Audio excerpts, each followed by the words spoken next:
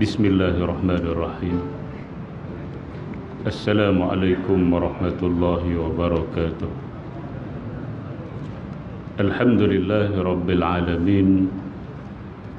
Wassalatu wassalamu ala ashrafil anbiya'i wal mursalin wa ala alihi wa ashabihi ajma'in. Subhanaka la ilma lana illa ma 'allamtana innaka antal alimul hakim. Qala rabbi shrah li sadri wa yassir li amri wahlul 'uqdatam min lisani yafqahu qawli, amma ba'du. Fa inna asdaqal hadisi kitabullah wa khairal hadi hadi Muhammadin sallallahu alaihi wasallam wa syarrul umuri muhdasatuha wa kullu muhdasatin bid'ah wa kullu bid'atin dhalalah wa kullu dhalalatin finnar, atau kama qala sallallahu alaihi wasallam. Alhamdulillah, kita bersyukur kepada Allah Subhanahu wa taala kerana sekali lagi dengan izin Allah Subhanahu wa taala dapat kita sama-sama dalam majlis ilmu. Mudah-mudahan pertemuan dan perpisahan kita pada malam ini diberkati dan diridai oleh Allah Subhanahu wa taala. Kita sambung kitab Al-Halal wal Haram fil Islam, Profesor Dr. Yusuf Al-Qaradawi. Sambungan muka surat 143.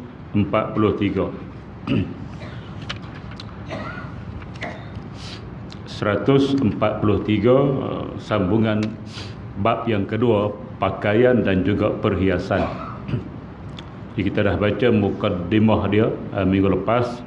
Malam ni kita sambung ke surat 143 di bawah tajuk Islam agama bersih dan cantik. Qala al-musannifu rahimahullahu ta'ala wa nafa'ana wa iyyakum bi'ulumihi fid daraini amin ya rabbal alamin.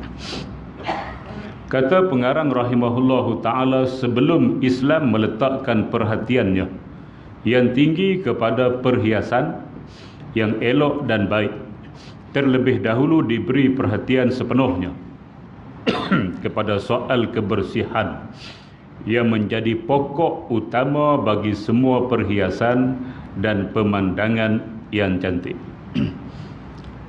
Di sebelum masuk kepada perbincangan perhiasan pakaian, maka perlu ditekankan dulu kepada kebersihan.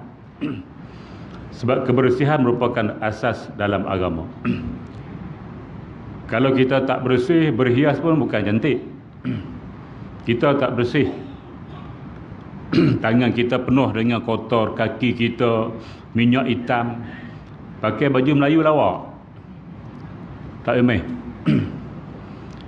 Sebab tu sebelum kita nak pakai baju raya, kita mandi dulu. Baju raya Aidilfitri, Aidil Adha, nak pergi Jumaat, mandi dulu. Bersihkan tubuh dulu, baru kita pakai baju, baru dia nampak comel. Tuan-tuan, simak yang dirahmati sekalian. Tapi kalau tak bersih tubuh, dengan rambut tak potong, dengan misai saja misai, janggut, pipi san nila utama, pipi san nila utama. Tengok san nila utama, musang berjanggut, kaki minyak hitam penuh balik pada bengkel motor. Pakai baju Melayu comel-comel tak comel, haji comel semua tak comel. Sebelum kita letak baju tu perhiasan kepada tubuh, tapi tubuh tu dulu kena bersih. Sebab itu dia kata sebelum kita nak cakap perhiasan, elok kita cakap kebersihan tubuh. Islam cukup penting ke yang ni. Baik tuan-tuan, muslimat yang dirahmati sekalian. Rasulullah sallallahu alaihi wasallam bersabda, "Tanazzafu fa innal Islam nazifun." Hadis riwayat Ibnu Hibban. Maksudnya, bersihkanlah diri kamu kerana sesungguhnya Islam itu bersih. Itu hadis. Yang kedua, dalam riwayat yang lain Rasulullah SAW bersabda, an-nazafatu tad'u ilal iman wal imanu ma'a sahibihi fil jannah. Maksudnya kebersihan itu membawa kepada keimanan, dan keimanan pula akan mendampingi tuannya di dalam syurga. Bersih, dia akan pergi pada iman. Sebab Allah Subhanahu wa taala suruh bersih ni, innallaha yuhibbut tawabin wa yuhibbul mutatahhirin. Allah suka kepada orang yang suka bertaubat dan juga suka membersihkan diri. Taubat, bersih hati.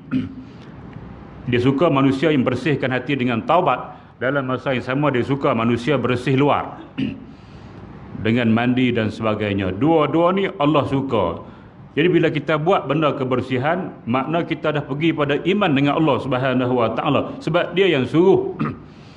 Iman ialah kita percaya dengan Allah Subhanahu wa taala, mengikrarkan dengan lidah, kita membenarkan dengan hati, dan kita buat dengan amalan. Makna kalau Allah suka orang bersih, bila kita beriman dengan dia, kita kena jadi bersih. Makna kebersihan itu akan bawa kepada iman. Ada faham? Nampak macam tak faham? Faham? Bila kita ada iman, syurga lah. Tuan-tuan, muslimat yang dirahmati sekalian, manusia walaupun ada iman sebesar biji sawi, dia pasti masuk syurga. Yang tak masuk syurga ni kafir. Kafir tidak ada iman langsung, dia tolak Allah Subhanahu wa taala, dia tolak Nabi Muhammad sallallahu alaihi wasallam, maka tidak ada iman langsung dalam hati dia, walaupun sebesar biji sawi, tak boleh masuk syurga dulu, kini, selamanya. Jawab yesterday, now and forever. Dia mulai bawah kebersihan. Jangan buat main. Ada kaitan dengan syurga. Bukan kata pak kita suruh, bukan kata mak kita suruh, bukan kata cikgu suruh, Allah suruh. Cikgu ni, mak ni ambil perintah Allah tu, suruh kita bersuci, bersih. Tuan-tuan, muslimat yang dirahmati, sebab tu dia ada kaitan dengan syurga Allah Subhanahu wa taala, sebab dia ada kaitan dengan iman. Dia sangkut macam-macam. Baik.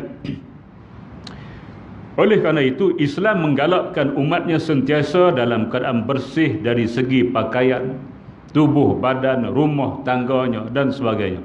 Islam juga mengambil berat terhadap kebersihan gigi, tangan, kepala dan lain-lain lagi. Islam mensyaratkan kebersihan dalam agama sebagai kunci ibadah kepada Allah Subhanahu wa taala, iaitu solat. Tidak akan diterima solat seseorang Muslim itu melainkan tubuh, badan, pakaian dan tempat untuk solat berada dalam keadaan bersih dan suci, di samping menjaga kebersihan diri sendiri. Itu semua kita dah tahu dalam bab-bab fiqh. Yang tu penting, suci daripada najis.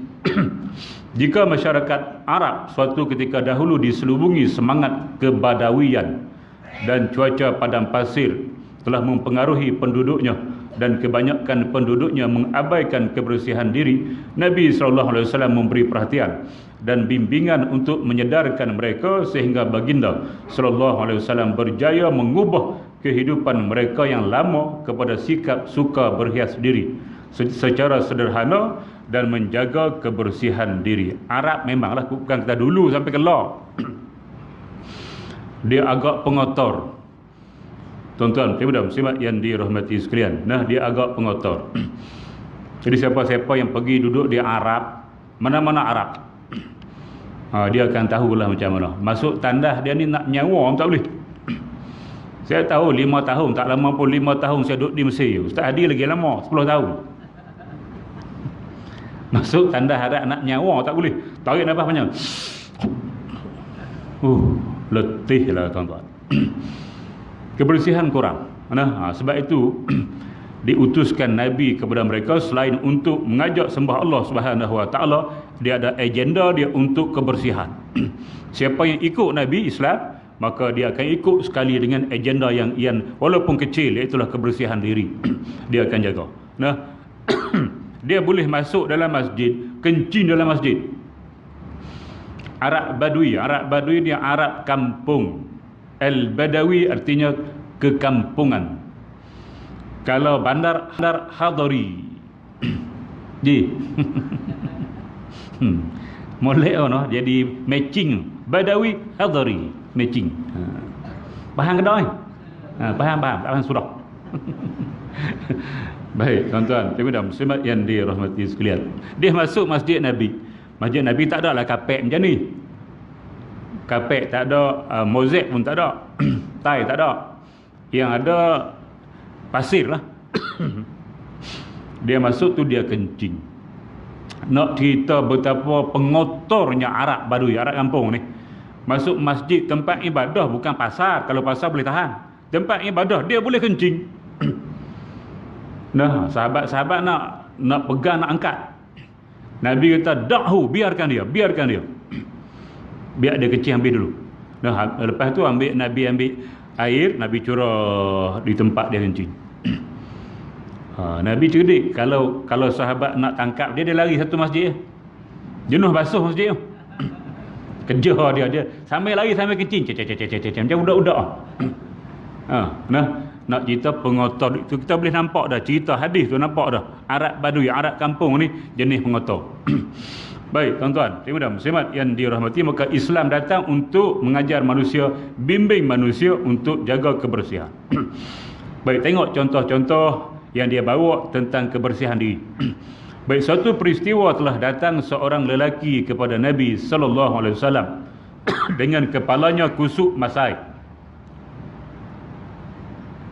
dan janggutnya yang tidak terurus. Rasulullah SAW pun mengisyaratkan ke arah kepalanya supaya dia membetulkan rambutnya yang kusuk masai itu.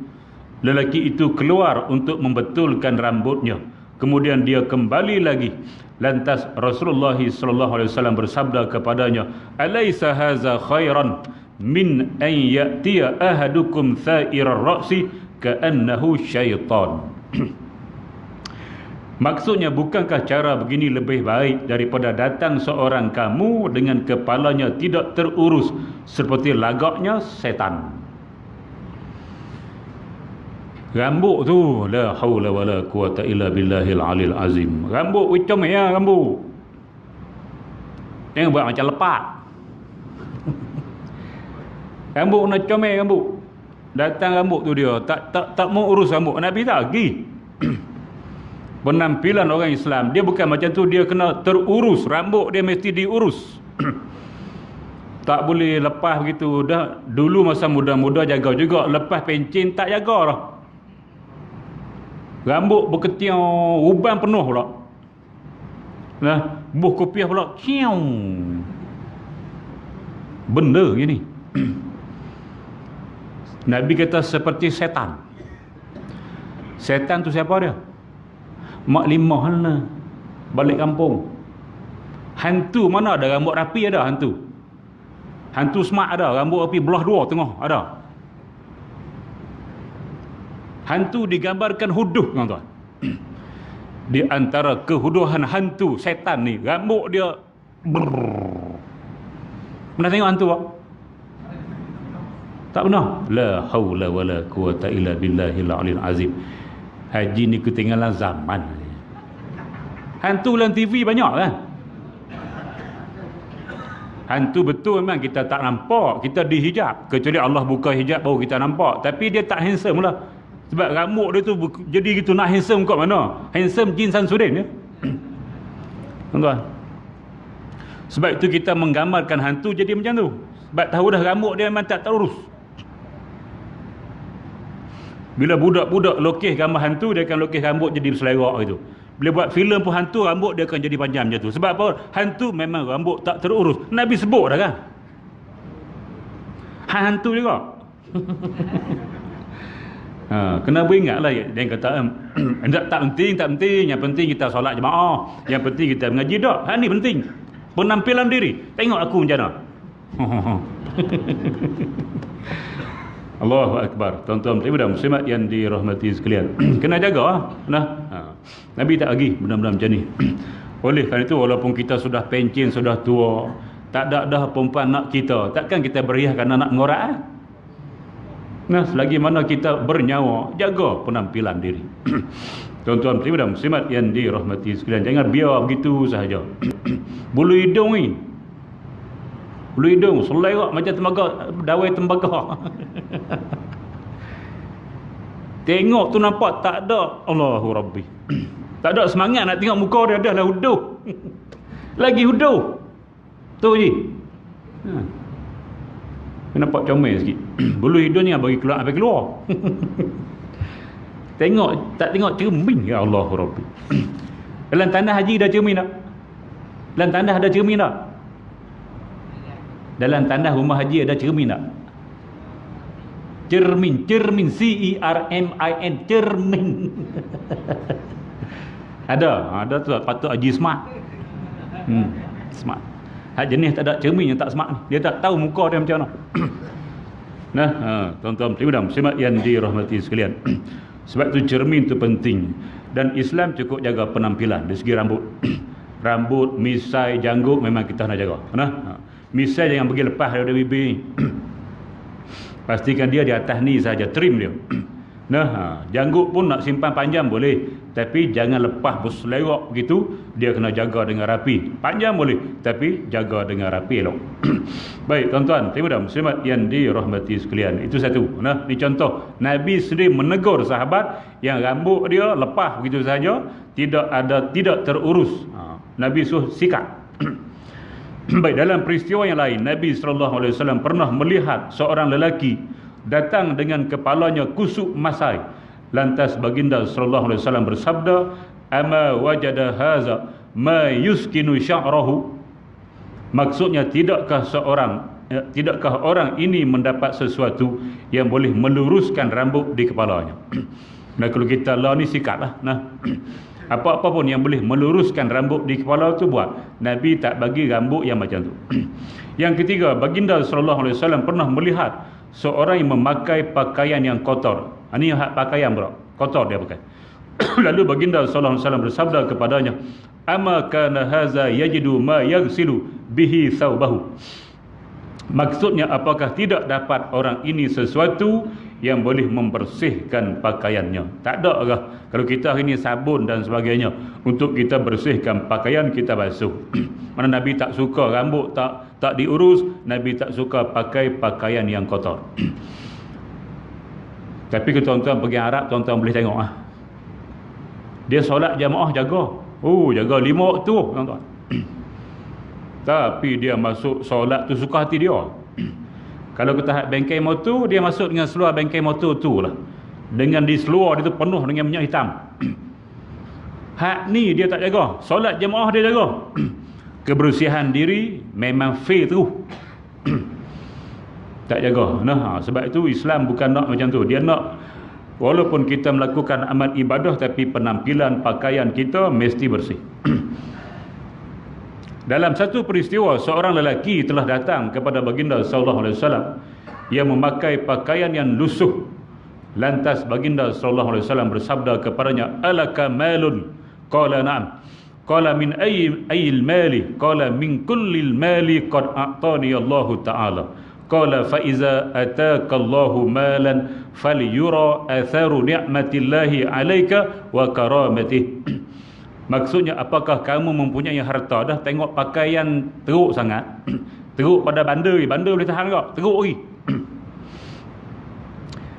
Nabi tanya dia, "Kamu ada duit tak? Ada duit tak? Ada harta tidak?" Orang itu menjawab, "Ya, ada." Nabi SAW bertanya lagi, "Harta yang macam mana?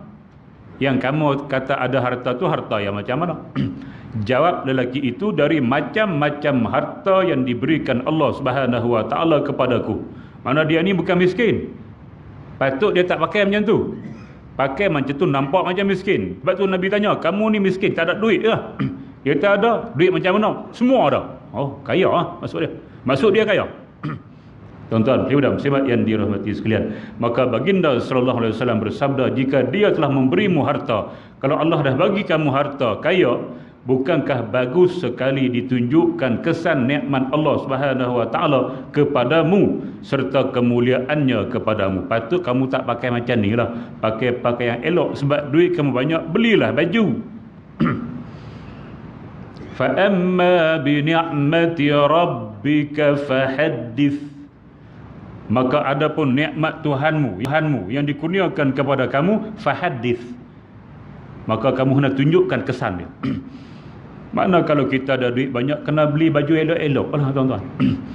Bermakna dalam Islam ni dia tak ada hak jenis ni.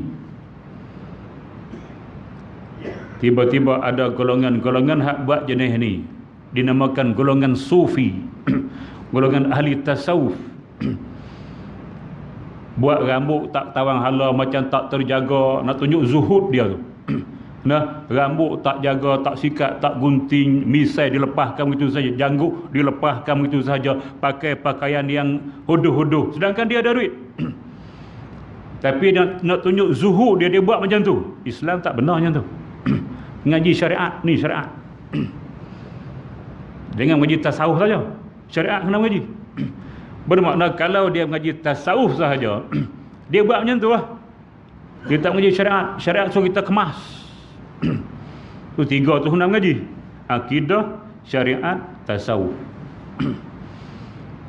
Tuan-tuan, muslimat yang dirahmati sekalian, hak dah jadi masalah hari ni yang mengaji tasawuf tapi tak mengaji syariat. Hak ni lah jadi masalah. Dulu, kini, selamanya. Dia boleh kata siapa solat tak khusyuk tak payah solat. Pacak solat khusyuk tak payah solat. Mudah dia buat. Sebab tasawuf ni, tasawuf bagi dia khusyuk rukun solat. Khusyuk rukun solat. Jadi siapa yang tak khusyuk, mana dia tidak menepati rukun solat, tak sah ada solat, tak sah. Maka bila tak sah, tak payah solat lah. Ini fahaman yang salah. Tuan-tuan muslimat yang dirahmati, syariat dari segi fiqh tidak ada sebarang mazhab. Kita ambil mazhab apa paling muktabar, hak empat ni. Mazhab lain pun betul, tapi dia tidak ada pengikut-pengikut yang membukukan ilmu-ilmu mereka. Jadi ilmu tu hilang begitu sahaja. Ada empat sahaja imam yang mana pengikut dia membukukan ilmu mereka: Hanafi, Maliki, Syafi'i, Hambali. Ilmu-ilmu ulama empat ni dijaga oleh murid-murid dia, dijadikan buku-buku yang banyak, kitab-kitab yang banyak, maka terhimpun rapi ilmu mereka. Maka empat ni dipakai, muktabar. Tuan-tuan, muslimat yang dirahmati sekalian, tidak ada dalam mazhab empat yang mengatakan khusyuk itu salah satu rukun kepada solat. Ada Haji pernah jumpa? Oh, nak kata tu, nak kata. Haji jangan biasa gitu Haji. Dia kali sekala nak buat gini. Tak ada. Jadi solat khusyuk bukan rukun. Makna kalau kita tak khusyuk pun solat sah. Cuma markah dia kurang. Markah dia, pahala dia kurang. Tuan-tuan, muslimat yang dirahmati sekalian, hak lagi teruk dia kata solat itu niat saja. Ini lagi teruk. Solat itu niat sahaja. Masa-masa waktu niat solat, jalan.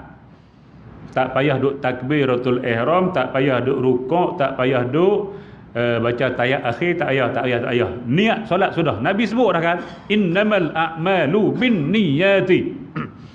Sesungguhnya hanya sahanya segala amalan-amalan itu hanya dengan niat. Boh lagi. Ni dia berhujah dengan hadis Nabi. Kita nak kata apa? Haji jawab. Haji nak kata apa? Hadis Nabi tu sahih. Cara dia faham tak tu. Bukan dengan niat, sah dengan niat. Sesungguhnya hanya sahnya segala amalan-amalan kita buat ini sah dengan niat. Tak ada niat tak sah lah. Amalan, bukan semua amalan juga, tuan-tuan. Ada amalan tak perlu pun kepada niat. Baik tuan-tuan, muslimat yang dirahmati sekalian. Jadi payah agama jadi rosak sebab dia mengaji sebelah pihak. Jangan mengaji tasawuf sahaja. Kena mengaji syariat. Sebab tu elok dah Jibril datang tu. Jibril datang tanya Nabi Muhammad sallallahu alaihi wasallam, dia atur dah akidah, kemudian syariat, kemudian tasawuf. Tasawuf dah akhir kali. Siapa pergi celapak tasawuf dulu, sakit lah. Jeng, kering. Ni mengaji tasawuf. Tak mengaji langsung pun tak boleh. Sebab tu mengaji tidur tu tak mengaji tasawuf. Tasawuf ni ilmu adab. Nah, ngaji dengan tok guru kena sila elok, tak boleh angkat lutut. Tak boleh duduk tidur, tak boleh korek tidur. Adab. Dia kena satu kan benar tu. Baru kita nak berkat waktu kita mengaji. Baik tuan-tuan, muslimin muslimat yang dirahmati. Sebab tu semua hak ngaji pun bukan semua boleh ilmu. Hak ngaji tu, hak ngaji pondok pun ramai, tapi bukan semua jadi ustaz, bukan semua jadi ulama. Hak baru nak start pun dah. Mana bukan semua orang boleh dapat. Baik tuan-tuan. Islam juga menguatkan semangat kebersihan pada tempat-tempat berkumpulnya umat Islam seperti pada hari Jumaat dan kedua-dua hari raya. Hari-hari kebesaran, Aidilfitri, Aidiladha, solat Jumaat. Ni orang berkumpul banyak di masjid-masjid. Bila ramai manusia, maka Islam cukup jaga dia punya kebersihan dia. Sebab itu kalau Aidilfitri, Aidiladha sama dengan Jumaat. Sunnah dia, sunat, amalan-amalan sunat yang kita perlu buat. Sama ada Aidilfitri, Aidiladha dan juga Jumaat. Sebelum kita nak solat tu, yang pertama sekali potong kuku. Kebersihan. Yang kedua, trim misai. Sama ada cukur atau gunting atau trim. Termasuk bulu-bulu hidung sekali. Kemudian janggut. Jangan bagi berselerak janggut. Kemudian kena gosok gigi. Kemudian kena mandi, sunat mandi hari Jumaat, hari raya, Aidilfitri, Aidiladha. Sunat pakai pakaian baru. Kalau raya ni hak barulah. Kalau hak Jumaat pakaian bersih, walaupun lama tapi bersih, baru basuh. Aidilfitri, Aidiladha baru beli. Jumaat baru basuh. Dan pakai wangi-wangian. Tengok, Islam cukup jaga. Sebab kita nak pergi orang ramai ni kan, nak jaga.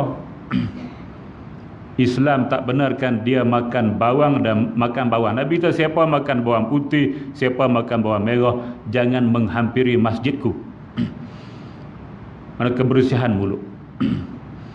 Saya 2-3 malam ni sakit jugalah tuan-tuan.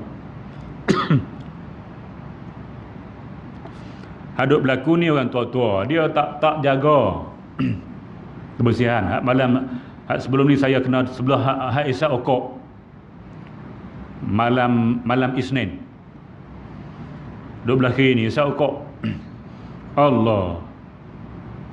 Setiap kali dia baca alhamdulillah tu duk, saya tarik nafas. Bismillah, alhamdulillah. Tarik nafas baca betul. Iya kena. Tak boleh nak ni, tak boleh. Dia duk main. Tak boleh tahan. Betul je. Rokok memang jahanam tuan-tuan. Teruk pada bawang ni. Dia bukan tahu. Dia tu bukan tahu. Dia lepas kot kita.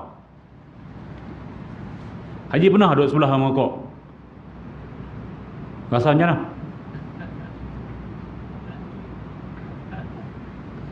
Hak geng jenis Isyak okok tak apa, dia biasa dengan okok.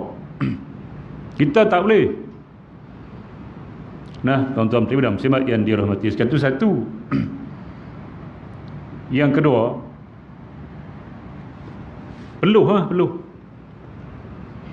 Baju Melayu tu seminggu dah kali. Saya 2 boleh tahan lagi. Mau seminggu Allah. Rasa 3 rakaat, kalau Zuhur 4 rakaat nak habis tu rasa lambatnya. Setiap pergerakan dia ikut kita. Kita berdiri, kita rukuk, dia rukuk. Tidak, dia sama. Allah, nak habis 3 rasa lama. Kalau hari tu imam baca panjang, aku marah. Tu tak tahan. Sebab itulah Nabi tak bagi. Mengganggu konsentrasi. Orang Bali panggil, sini panggil apa? Fokus. Kita baca Fatihah pun hilang fokus, kita khusyuk kita pun hilang ke mana habis. Tolong jaga keterampilan lah. Kebersihan. Sunat-sunat hak Islam suruh, bila kita nak datang tempat orang ramai, maka buat macam tu. Baik tuan-tuan, muslimin dan muslimat yang dirahmati sekalian. Kalau nak buat umrah pun sama, sebelum umrah haji, sebelum kita mandi sunat ihram, sama juga potong kuku, potong misai, cukur semua, rambut pendek kan. Nah, pakai juga minyak wangi sebelum pakai ihram. Itu semua tempat dalam ibadah ni memang itulah Islam suruh, sebab kita akan berhadapan dengan manusia ramai, hak hidung dia boleh bau. Baik tuan-tuan, muslimin dan muslimat yang dirahmati sekalian, itu tujuan. Nah, Islam suruh kita bersih. Baik, Rasulullah SAW bersabda lagi, ma ala ahadikum in wajada sa'atan an yattakhidha sawbaini liyaumil jumu'ah ghaira sawbayi mihnati atau kama qala sallallahu alaihi wasallam. Maksudnya, tidak salah seseorang kamu apabila mempunyai kelebihan rezeki. Mana kalau kita ada duit lebih sikit, kita menyediakan dua pakaian khusus untuk hari Jumaat selain dari dua pakaian biasa untuk bekerja.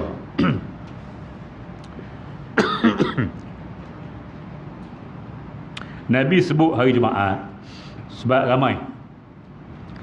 Hari lain pun sama lah kalau kita solat jamaah, tapi Jumaat lebih ramai daripada hari biasa.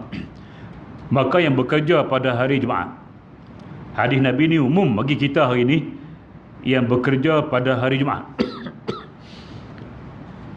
Pulau Pinang hari Jumaat kerja. Perlis kerja hari Jumaat. Nah, Kuala Lumpur hari Jumaat. Yang bekerja pada hari Jumaat, semua jabatan. Maka kalau dia ada sedikit duit lebih, takkan tak ada, sediakan satu pakaian solat khusus. Maknanya kalau kita orang Melayu biasa, kalau nak pergi solat, dia pakai jubah atau baju Melayu, atau adalah kurta, kan itu import daripada tempat lain lah. Biasa jubah dan baju Melayu. Dia nak pakai baju Melayu pun boleh, dia nak pakai jubah pun boleh. Nah, tapi kalau kata baju Melayu, tak apalah, sama juga dia kena bawa. Kalau kita kain pelikat, hak buat seluar pun tak apa, tak ada masalah. Sediakan baju khusus untuk solat Jumaat. Makna sebelum pergi solat Jumaat, kita tukar pakaian kerja kita, tukar pakai jubah. Maknanya kita pakai pakaian lain daripada kita pakai kerja pergi tadi. Tapi kita hari ni ada buat gitulah. Hak pergi kerja Jumaat tu, dia ada pakaian lain. Majoriti tak pakai baju tu je lah. Bukan wajib, sunat. Kalau boleh buat, comel. Baru kita nampak dia nak solat pakai pakaian ni, dia nak hak ni dia pakai kerja, hak ni pakai solat. Dia ada beza. Sahabat-sahabat Nabi semua ada dua pakaian. Satu pakaian kerja, yang kedua pakaian solat. Dia boleh beza dua tu. Di rumah kita pun buat gitu kak. Nak solat, kalau solat di rumah, pakai hak solat juga, pakaian solat. Nah, bagi beza, tuan-tuan. Muslimin dan muslimat yang dirahmati sekalian, kalau boleh Nabi suruh. Nah, kalau kita ada kemampuan, memang semua mampu. Ada baju tu, cuma kita tak bawa saja. Kita di Kedah tak apa lah, kecuali orang bank je lah. Tapi dia pakai baju Melayu daripada awal, jengkren juga. Dia kira satu lah juga baju tu. Dia pada rumah dia pakai baju Melayu Jumaat, kerja bank contoh, nah, pakai songkok semua. Nanti pergi solat pakai tu juga, jadi satu pakaian. Dia nak dua. Satu pakai untuk kerja, satu lagi untuk solat. Kalau buat gitu, comel. Baik tuan-tuan, muslimat yang dirahmati sekalian, lebih-lebih lagi hak rumah dekat, comel balik rumah dulu tukar pakaian, pergi masjid. Habis solat, balik tukar pakaian, pergi kerja mula. Nah gitu. Cuma kadang-kadang tak sempat. Macam hari ni contoh, kalau Zuhur lewat panjat, tak sempat sikit lah. Lebih-lebih lagi jengkren khutbah, lagi jengkren. Langkah pukul 2, jeng. Mereka nak masuk. Nak macam mana? Masa ni nak pergi khutbah pun hari ni hampa tak mai dengar ke dia. Nah, baik tuan-tuan, muslimat yang dirahmati sekalian, begitu Nabi cadangkan. Kalau kita boleh ada duit lebih, kita gunakan dua pakaian, satu untuk kerja, satu untuk kita beribadah kepada Allah Subhanahu wa taala. Baik, nak masuk emas dan sutra asli haram bagi lelaki, minggu depan kita tengok soalan, sebab lambat nanti.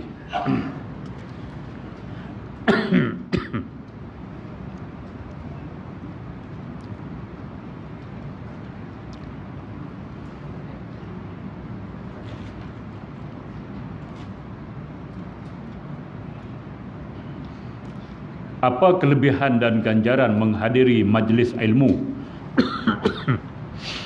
Bagaimana nak mengajak orang mengikut majlis ilmu di masjid? Ada yang rajin solat berjamaah tetapi tak mahu mengikut pengajian atau majlis ilmu di masjid. Baik, tuan-tuan muslimin dan muslimat yang dirahmati sekalian. Dia tanya yang pertama, ganjaran menghadiri majlis ilmu. Ganjaran dia memang besar, tuan-tuan. Solat jamaah 27 jawab pahala, hak ni besar. Sehingga Nabi sebut, man salaka tariqan yaltamisu fihi ilman sahhalallahu lahu bihi tariqan ilal jannah. Sesiapa yang menjalani satu jalan untuk mempelajari ilmu fardu ain, untuk dia melakukan amalan-amalan kepada Allah Subhanahu wa taala, maka Allah akan mudahkan dengan ilmu hak dia belajar itu, ilmu fardu ain yang dia belajar itu, untuk ke syurga Allah Subhanahu wa taala. Ganjaran dia syurga. Sebab kalau kita beribadah tanpa ada ilmu, memang Allah tak terima. Walaupun betul, salah lagi tak terima.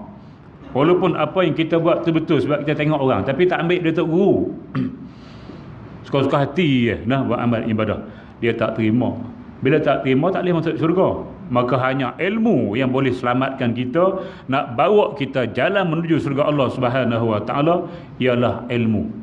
Banyak lagi lah kelebihan. Nabi sebut fadlul alim alal abid ka fadli ala adnakum.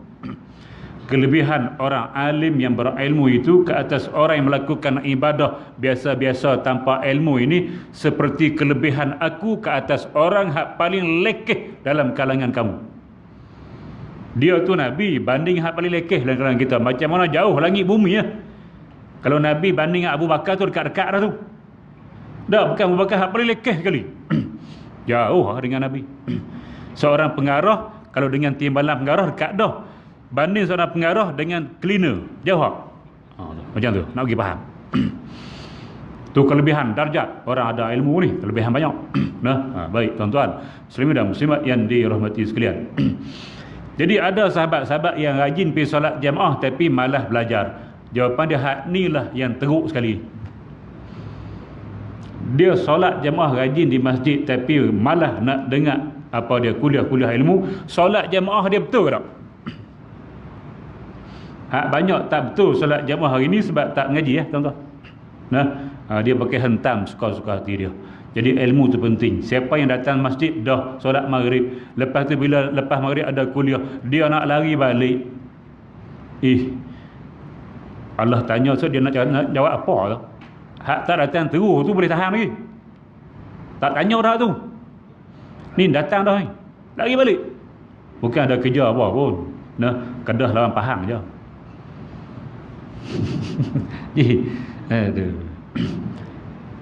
Dengar kuliah dulu, balik tu ada masa kedua ada lagi. Masa kedua tu penentu menang ke kalah. Hak pertama tak kira.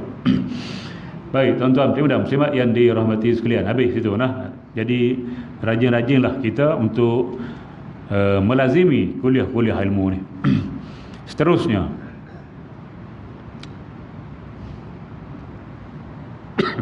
jika kita mendapat jemputan walimatul urus yang banyak, adakah kita wajib pergi ke semuanya?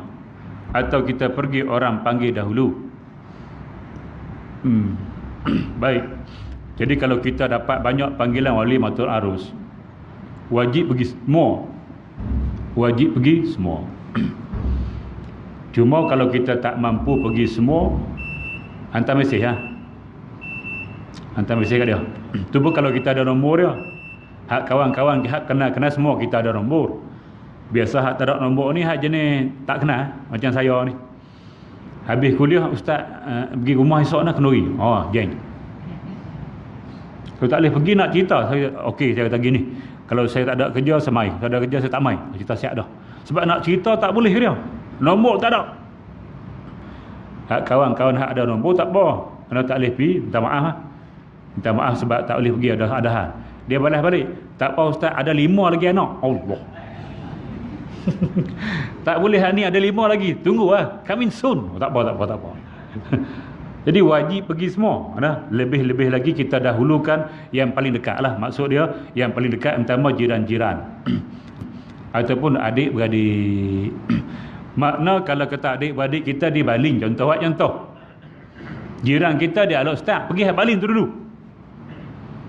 Tu adik-beradik dekat tu. Lepas tu balik pergi jiran sebelah. Hak lain-lain tu tengok kerah. Tak boleh pergi, hantar mesej, aku dah 3 dah, aku kenyang ni, mengantuk letih sangat, tak boleh pergi dah. Minta maaf dah, tunggu anak seterusnya. Dia kata anak tak ada, akulah. Bini baru mati, tengok aku, dia kata. Tak apa. Gitu.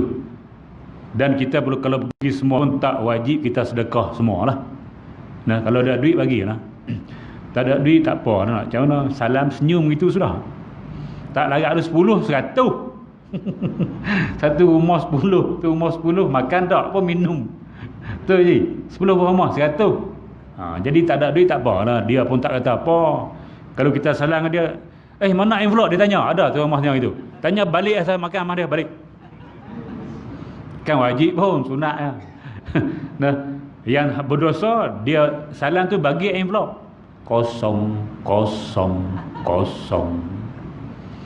Tak bagi malu, ambil envelope kosong, bagi. Tuan rumah bukan tahu siapa bagi. Hak ni berdosa. Nama dia menipu. Tak boleh. Ingat.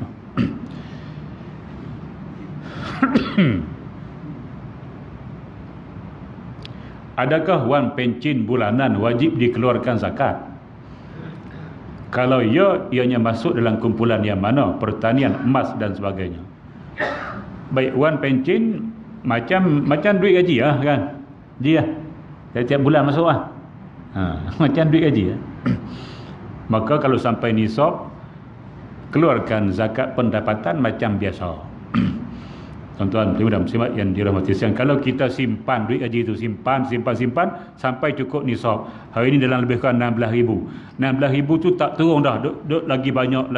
Cukup satu pusingan tahun, keluarkan 2.5%. Cukup pusingan tahun, keluarkan 2.5%. Hak tu kalau kita simpan. Hak dapat gaji bulan-bulan itu zakat pendapatan. Macam tu Tapi kita tak kerja dah, tak tolak dah gaji tu. Hak kerja boleh tolak dalam gaji. Kita tak kerja, kita bagi sendirilah. Gitu. Baik, tuan-tuan, terima muslimat yang dirahmati, habis itu seterusnya.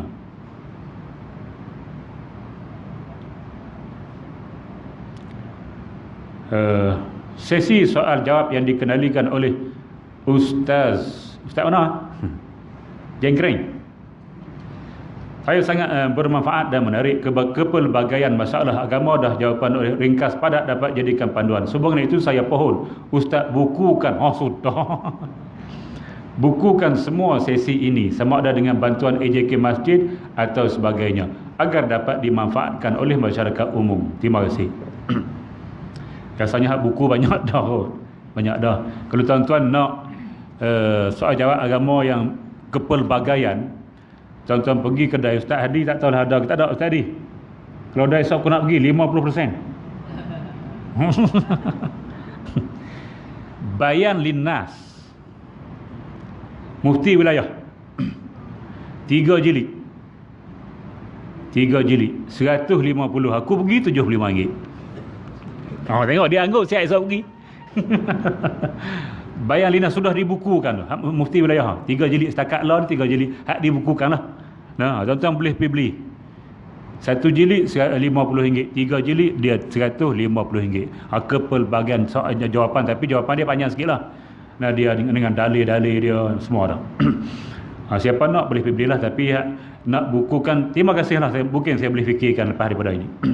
Baik, soalan-soalan saya tak padam pun. Adalah ni, dia ambil mula jawab. Boleh juga, kena tengok Quran. Terima kasih yang bagi carangan. Seterusnya,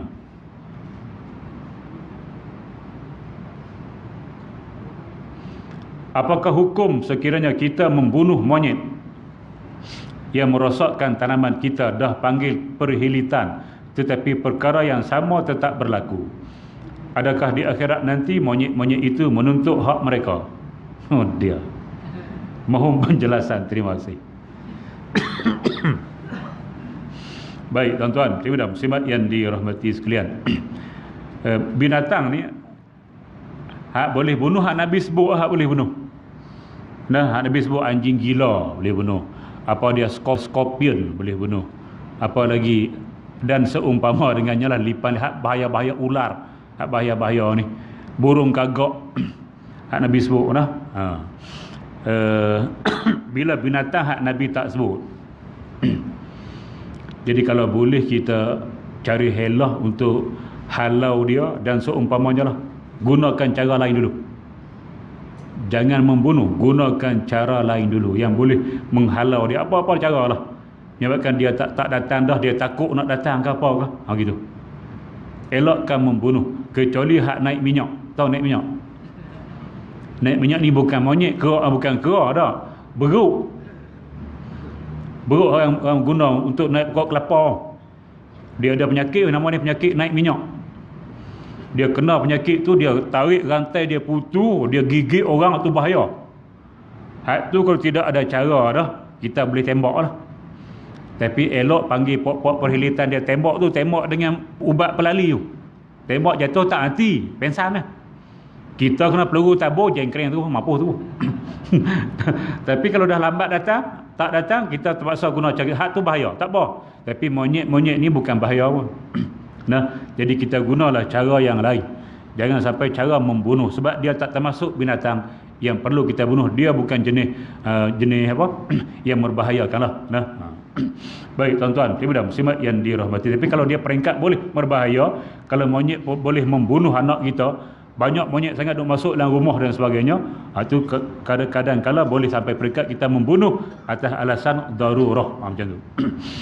Sebab binatang yang kita bunuh bukan dengan tujuan untuk makan, bunuh dengan tujuan lain yang tidak ada darurah yang kita boleh bunuh dia, dia akan claim depan Allah Subhanahu Wa Taala di hari kiamat. Itulah masalah dia, dia claim. Jadi kita mungkin tak boleh nak menunaikan tuntutan dia di hari akhirat nanti, maka hati-hati. Baik.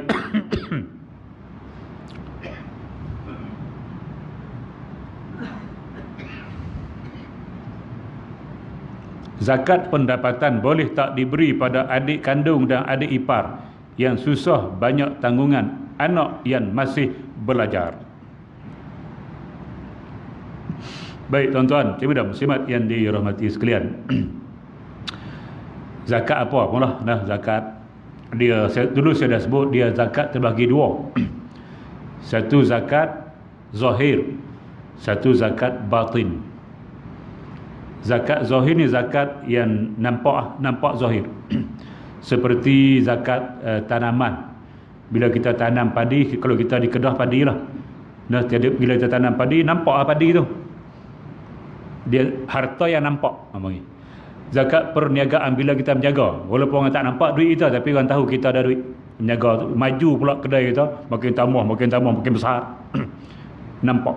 Nah, maka yang tu seelok-eloknya bayar dengan jabat zakat. Zakat batin, kalau ikut kitab fiqh, zakat batin zakat yang orang tak tahu. Harta simpanan, duit simpanan kita orang tak tahu. Banyak mana hak ada dalam bank kita je tahu. Kerana tu bini kita tak tahu, je tak? Maka nama dia harta batin. Yang ni boleh kita bagi sendiri. Dalam kitab sebut gitu. Tapi hari ni pejabat zakat suruh beri ke dia semua. Sama ada zahir ataupun batin, tak apa, bagilah ke dia, selamat sikit. Sebab apa selamat? Sebab dia cari asnaf. Kita nak cari sendiri takut tak kena. Bila tak kena dengan asnaf, kita bagi tu tak kira zakat. Bila tak kira zakat, kena bayar semula. Itu masalah dia. Nak pastikan betulkah asnaf, betulkah dia ni miskin, betulkah dia ni fakir miskin. Kena ada panggil mekanisme dia. Cara nak menilainya. Depa tahu, depa ada cara dia. Kita tak tahu, jadi bagi kat depa tu selamat kita ni, tuan-tuan. Dia nak bagi siapa pun tak apa, kaum keluarga ke tak kisah. Yang penting dia tu masuk dalam asnaf. Betulkah dia masuk dalam asnaf? Kalau tak masuk dalam asnaf, tak boleh. Kecuali hak tak boleh ni bawah tanggungan kita. anak kita miskin, anak kita buah tanggungan kita, tak boleh. Mak kita, ayah kita mati, kita yang tanggung dia, mak kita miskin, tak boleh bagi zakat kat dia. Nah, hak di bawah tanggungan kita yang miskin, kita tak boleh keluarkan zakat untuk dia. Adik-beradik kita bukan tanggungan kita, dia keluarga asing-asing. Nah, keluarga asing-asing kita boleh bagi. Cuma takut tak termasuk dalam asnaf. Oleh kerana itu, kita boleh bayar dengan pejabat zakat dan kita boleh bawa nama keluarga kita, adik kita, abang kita hak miskin tadi, bagi nama pejabat-pejabat zakat. Nah, tolong pergi cek tengok, semak tengok, buat perkiraan tengok adakah saudara mara saya ni dia termasuk dalam senaf. Kalau termasuk senaf, tolong bagi kat mereka. Jadi kita bagi pejabat zakat bagi kat adik abang kita balik. Dia lebih kurang kan. Nah, maka bagi pejabat zakat lebih selamat untuk kita. Takut kita tak boleh menilai asnaf. Baik tuan-tuan, kami dah muslimat yang dirahmati sekalian. Habis itu.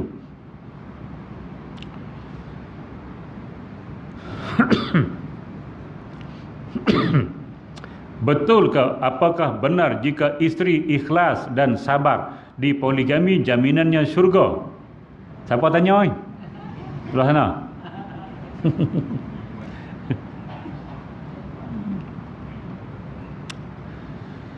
Baik. Bila suami dia berpoligami, maka isterinya sabar dan juga sabar dengan poligami itu, dia tak marah dan sebagainya, redha. Sabar, redha. Adakah dapat jaminan syurga? Jawapan dia, belum lagi. Belum lagi.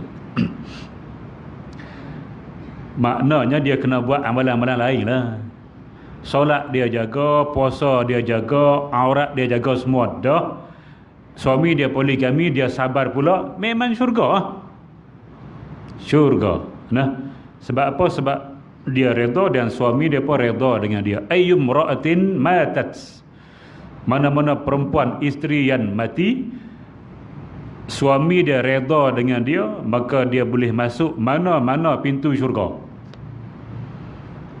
Boleh masuk mana-mana pintu syurga. Syurga ni ada pintu masing-masing. Ni pintu solat, ni pintu zakat, ni pintu haji, ni pintu sedekah. Dia ada pintu-pintu dia. Ada orang masuk syurga melalui pintu solat, ada orang masuk syurga melalui pintu puasa, ada orang masuk syurga melalui pintu haji. Dia tak sama. Makna kalau jenis dia ni suka buat solat sunat, hak lain dia kurang, tapi hak solat sunat, hak fardu memang dia buat, hak sunat tu memang dia buat semua, dia masuk syurga pintu solat.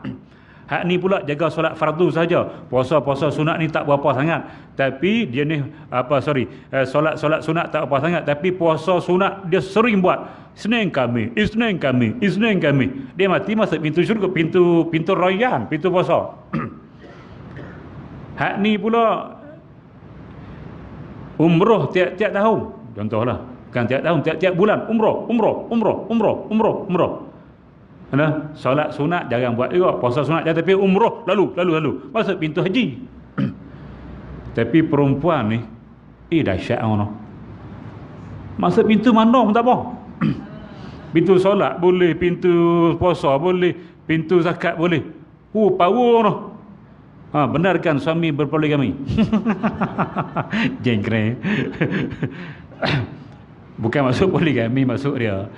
Kalau dia tu tidak engkar perintah suami. Nah, bukan bab ni saja, semua bab lah. Dalam bab rumah tangga dia taat semua. Dalam benda-benda baik, hak tidak bercanggah dengan agama, suami dia redha dengan dia, mati nanti dia boleh masuk mana-mana pintu syurga dengan syarat hak amalan-amalan wajib dia jaga. Nah, insya-Allah.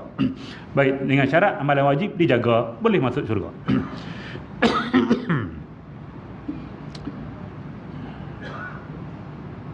Okey, sekadar itu dulu pada malam ini. Mudah-mudahan dapat sedikit pencerahan.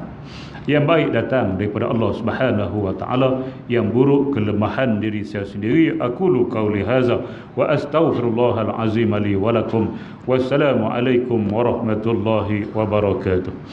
Bismillahirrahmanirrahim. Alhamdulillahirabbil alamin. Wassalatu wassalamu ala asyrafil anbiya'i wal mursalin wa ala alihi wa ashabihi ajma'in. Allahumma inna nas'alukal huda wat tuqa wal afafa wal ghina.